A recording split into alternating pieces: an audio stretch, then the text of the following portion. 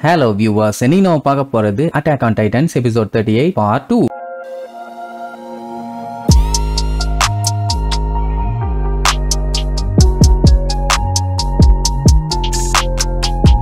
Open பண்ணா போன பார்ட்ல மிலிட்டரி போலீஸுங்க நிக்க போட்டு தள்ளிட்டாங்கன்னு சொல்லி ஹாஞ்சி கண்டுபிடிச்சிட்டால அந்த மேட்டரை மத்தவங்க எல்லாத்துக்கிட்டையுமே வந்து சொல்லுவான். அவளுக்கு தெரியும் இந்த மாதிரி நிக்க இவங்களுக்கு ஹெல்ப் பண்றான்னு தெரிஞ்சாலே சர்ச்ல இருந்து ஏதாச்சும் பஞ்சாயத்து பண்ணுவாங்கன்னு. அதனாலதான் அந்த ஆள் எங்க இருக்கான் என்னன்னு யாருக்குமே தெரியாத மாதிரி ஃபேக் ஐடென்டிட்டியில ஒரு இடத்துல மறைச்சு வச்சிருந்திருப்பாங்க. ஆனா மிலிட்டரி போலீஸுங்க இவ்வளவு ஓப்பனா வந்து போட்டு தள்ளுவாங்கன்னு அவ எதிர்பார்க்கவே இல்லை. கொஞ்சம் கேர்ஃபுல்லா இருந்திருந்தா அந்த பஞ்சாயத்தே இல்ல, இது எல்லாமே ஏன் தப்புதான்னு சொல்லி ரொம்பவும் ஃபீல் பண்ணுவான். அப்ப அர்மின் இருந்துட்டு மிலிட்டரி போலீஸ் எதுக்காக அவரை டார்ச்சர் பண்ணாங்க, நம்ம கிட்ட என்னென்ன விஷயம்லாம் சொல்லியிருக்காருன்னு தெரிஞ்சுக்கிறதுக்காக பண்ணாங்களான்னு கேட்பான். லெவி கேட்டுட்டு மேபி அப்படி கூட இருக்கலாம். சரி, அந்த டைம் நம்ம ஹாஞ்சி பாத்தீங்கன்னா நிக்கோட கையில இருந்த நகை எல்லாத்தையுமே புடுங்கி இருந்தாங்கன்னு சொல்லியிருந்தால, எத்தனை நகத்தை புடுங்கி இருந்தாங்க என்னன்னு கேட்டா அவ சரியா பாக்கல. ஒரு செகண்ட் பாக்குறதுக்குள்ள தான் புடிச்சு வெளியே தள்ளிட்டானுங்களே. ஆனா அவ பார்த்த வரைக்கும் நகை எல்லாத்தையுமே புடுங்கின மாதிரி தான் இருக்குது. அதுலயே தெரியுது அவர் எந்த ஒரு விஷயத்தையுமே வளரலன்னு. ஏன்னா அப்படி உண்மையா அவர் உளறி இருந்தாருன்னா மொத நகத்தை புடுங்கும் போதே உளறி இருப்பாரு. அப்படின்னா கடைசி வரைக்கும் மனுஷன் நின்னு எதையுமே சொல்லலன்னு சொன்ன உடனே அவளுக்கு ரொம்பவுமே கஷ்டமா இருக்கும். அப்ப எந்த அளவுக்கு வலியோட செத்து இருப்பாரு. அது மட்டும் இல்லாம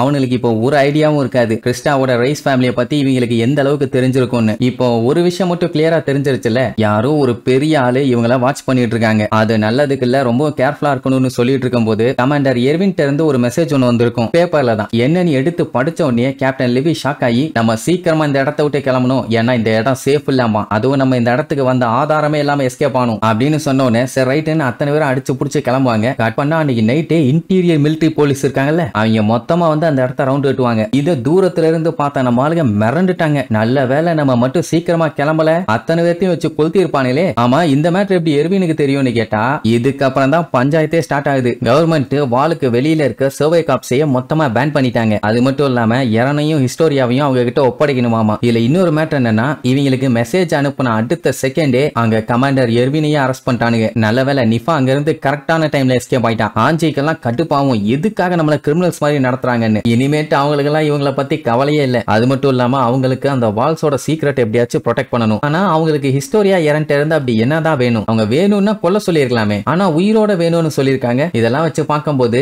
இவங்களோட எனிமி அவங்க ரெண்டு பேர்த்த தான் டார்கெட் பண்ணிருக்கான்னு நல்லாவே தெரிஞ்சு போச்சு. சோ இனிமேட்டு இங்க சுத்திட்டு இருந்தா ஆபத்து. அதனால அவங்க ரெண்டு பேர்த்தையுமே ட்ரோஸ்ட் டிஸ்ட்ரிக்ட்டுக்கு கூட்டு போலாம்பா. அங்கதான் ஆக்சுவலா அந்த பாஸ்டர் நிக்க வந்து கொன்னாங்க. அங்க ஏன் போகணும்னு கேட்டா இப்ப இவங்க எப்படியாச்சும் அந்த இன்டீரியர் மிலிட்டரி போலீஸ் கிட்ட இருந்து தள்ளி இருக்கணும். ட்ரோஸ்ட்ல இருக்கவங்க தான் ரொம்ப பயந்து இருக்காங்க. அங்க இருந்தா கண்டிப்பா இவங்களுக்கு எந்த ஒரு பிரச்சனையும் வராது. இஃப் இன் கேஸ் இவங்களுக்கு அங்க ஏதாச்சும் பிரச்சனை வந்தா கூட கியர்ஸை யூஸ் பண்ணி நம்ம எஸ்கேப் ஆயிடலாம். இப்போ எனிமி யாருன்னு தெரிஞ்சா பரவாயில்ல, ஆனா யாருன்னே தெரியல. முதல்ல அது யாரு என்னன்னு கண்டுபிடிக்கணும். இந்த சம்பவத்தை எவன் பண்றான்னு தெரியணும். அதனால ஹாஞ்சி கிட்ட சில சோல்ஜர்ஸ் எனக்கு கொடுன்னு உடனே அவளும் ஓகே நீர்வா. இப்ப அவன் என்ன பண்ண போறான்னா எர்வினை பார்க்க போறான். அவளுக்கு சப்போர்ட்டா பெர்னரை மட்டும் கூப்பிட்டுட்டு மத்தவங்க எல்லாத்தையுமே லிவி கூட அனுப்பி விட்டுட்டு குதிரையில ஏற போவான். அந்த டைம் ஹாஞ்சி கிட்ட இறங்கு ஒரு பேப்பர் கொண்டு வந்து கொடுப்பான். வேற ஒண்ணும் இல்ல, இவனை கடத்திட்டு போனானுங்கல்ல, அந்த டைம் யுமிரும் பெர்டோல்ட்டும் மரத்துல உட்காந்துக்கிட்டு என்னத்தையும் ஒண்ணு பேசினாங்க. அப்படி என்ன பேசுறாங்கன்னு ஒரு சில விஷயத்தை இவன் கேட்டான். அதை இவகிட்ட சொல்லணும்னு நினைக்கிறான். பட் அதுக்கான டைம் கிடைக்கல. அதனாலதான் இதுல எழுதி வச்சிருக்கானாமா. சரி ஓகேன்னு அவளும் வாங்கிட்டு நான் அப்புறம் படிக்கிறேன்னு அங்க இருந்து கிளம்பிடுவான். இவ்வளவு நேரம் வெட்டியான்னு பேசினாங்களாமா. ஒரு 2 நிமிஷம் அந்த முக்கியமான விஷயம் என்னன்னு கேட்டு போனா என்ன, இவங்களோட ஒரே காமெடி தான். அந்த டைம் நம்மளால இருந்த வீட்டுக்கு பக்கத்துல இருக்க ஒரு இடத்துல காட்டுறாங்க.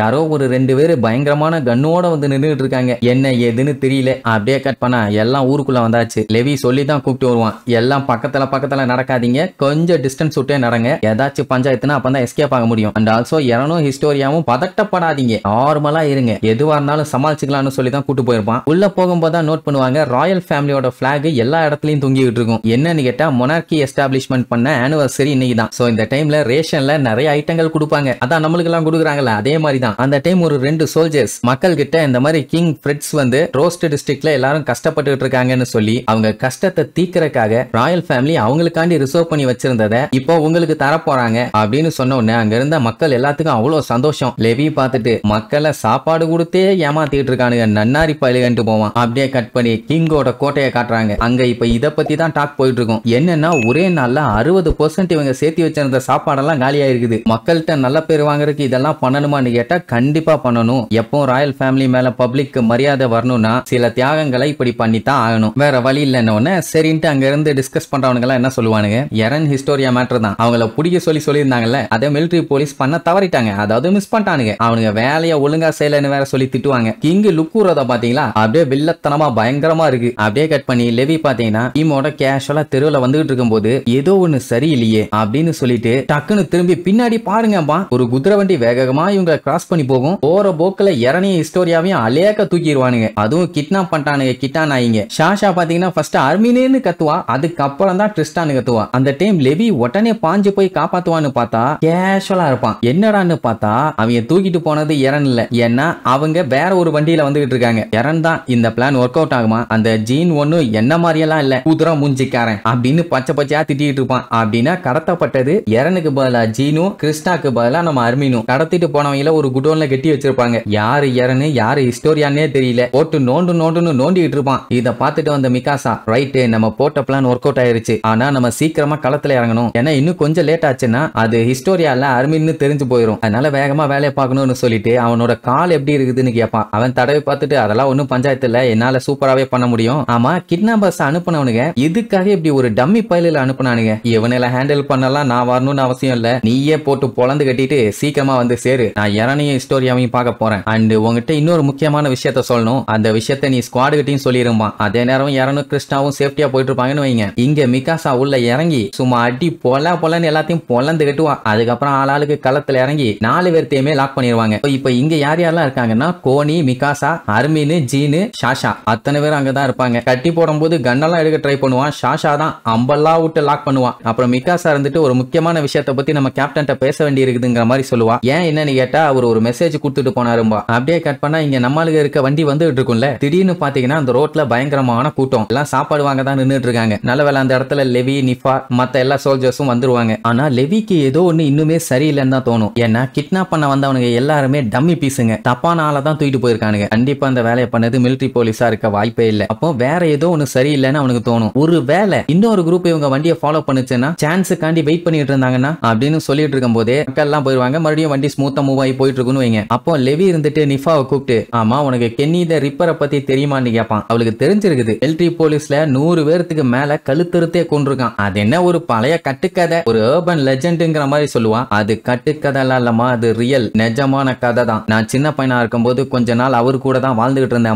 அதை கேட்டவொன்னு அவளுக்கே லைட்டா ஷாக் ஆகும். சிரிச்சுக்கிட்டே, என்ன கேப்டன் விளையாட்டு பண்ணிட்டு இருக்கீங்க, டோக் பண்ற டைமா இது, காமெடி பண்ணாதீங்க போங்க அப்படின்ட்டு நம்மளுக்கு போயிட்டு இருக்க வண்டியை பார்த்துக்கிட்டு இருப்பா. இப்ப நம்ம பையன் என்ன யோசிப்பான்னா, ஒருவேளை அந்த கென்னியோட குரூப் களத்துல இறங்கி இருந்தா டம்மி ஆளுகள் எல்லாம் விட்டு கடத்த விட்டுருக்க வாய்ப்பே இல்ல, அவனே களத்துல இறங்கி செய்வான். அப்படி ஒருவேளை அவங்க இந்த வண்டியை ஃபாலோ பண்ணா கூட நல்ல ஹைட்டான இடத்துல இருந்து தான் இதை வாட்ச் பண்ணிட்டு இருப்பாங்கன்னு சொல்லிட்டு இருக்கும் போதே நம்ம ஆளுக்கு பின்னாடி இருந்து ஒருத்தன் நைஸா மேல ஏறி வருவான். டப்புன்னு திரும்பி நிஃபாம்பா, அவ்வளவுதான் அவன் மண்டையிலேயே ஒரே போடா போட்டு ஆள் காலி. வந்தது வேற யாரும் இல்ல, அந்த கென்னி த ரிப்பர் தான். இவள மட்டும் இல்ல, அங்க வாட்ச் பண்ணிட்டு இருந்த இன்னொரு சோல்ஜரையும் போட்டு தள்ளிட்டான். மண்டை செதறி செத்துருப்பாங்க. அப்படியே கேஷ்ல வந்து, என்ன லிவாய் கடைசியா பார்த்தப்போ சின்ன பையனா இருந்த, இப்ப நல்லா வளர்ந்துட்ட போல அப்படின்ட்டு அடுத்த புல்லட்டை லோட் பண்ணுவான். அந்த டைம் பாக்கணுமே, சுத்தி சுத்தி சுத்தி சுத்தி அவன் ஆளுங்க தான் அப்படியே பிளைங்ல சல்லுன்னு மேல வந்து நிப்பாங்க. இத்தனை பேர் வந்ததை எப்படி நம்மால் நோட் பண்ணாம இருந்தான்னு தெரியல. அப்ப அவன் ஒரு ஜம்ப போட்டு கண்ணை நீட்டி, என்னப்பா இன்னுமே சின்ன பையனாவே இருக்கியே, ஒரு இன்ச்சு கூட திறமை வளரலையேன்னு சுட போவான். இவ்வளவு நாள் கேப்டன் லெவி பாத்தீங்கன்னா அப்படியே சைலண்டா இருந்து தானே பார்த்திருப்பீங்க. இப்பதான் வெறி பிடிச்சு கென்னின்னு கத்திக்கிட்டே கத்தி எடுத்து